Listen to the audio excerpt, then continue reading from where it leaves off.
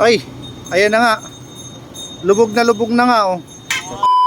So ayun po, what's up po sa inyo mga kalodi cakes, at bumalik nga po yung customer natin. Noong una po kasi ang pinagawa niya ay nagpapalit po siya ng sprocket. Bali, ang sprocket nga po pala ng customer ay thread type. Hindi na daw po kasi kumakagat yung sprocket, kaya ayun po, pinapalitan na po ng customer. Ngayon po mga idol, tinanong po namin yung customer kasi kung magpapalit po tayo ng sprocket, baka po kasi luma na yung kanyang kadena o luma na rin po yung crank niya o yung chainring ng crank niya. Ngayon po, ang sabi po ng customer ay stock nga po yun lahat. Kaya naman mga idol, nag-advise po kami sa customer na kung sakaling magpalit po kami ng sprocket, ay baka po hindi mag-compatible sa kadena.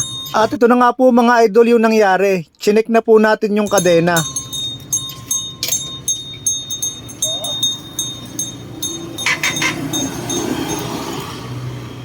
Ay, ayan na nga. Lubog na nga oh. Hindi talaga. Oh, lubog na talaga siya. Kailangan medyo nakaangat pa to. Yan, kaso ayan, lubog na siya, kaya kailangan talaga nating magpalit ng kadena.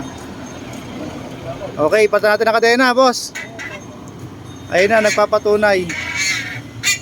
So ito na nga po, ayun na nga po mga idol, at magpapalit na nga po tayo ng kadena dahil hindi rin po magamit ng maayos ng ating customer yung kanyang bike. Pero ito pa ang isang problema mga idol, kagaya ng sinabi ko kanina na ang sabi ng ating customer ay luma na o stock pa rin yung kanyang crank o yung chainring ng kanyang crank. Kaya naman mga lods, nag-advise pa rin tayo dito sa ating customer na kung sakali na kumabuse po ito, maaari pong makapagpalit pa rin po ng crankset ito pong ating customer. At nung naikabit ko na nga po mga idol yung kadena, ay pinatesting po natin agad ito sa ating customer para malaman po natin kung may kabyus po ba ito.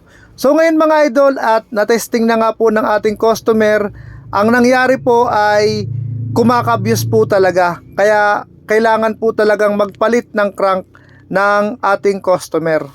So ito na po yun mga idol, napalitan na po natin ng kadena, napalitan na rin po natin ng crankset. Ngayon po mga lods, pinatesting pa uli natin ito sa ating customer para malaman po natin kung talagang okay na po yung kanyang bike. So ayun na nga po mga lods, tama po yung ating naging hinala.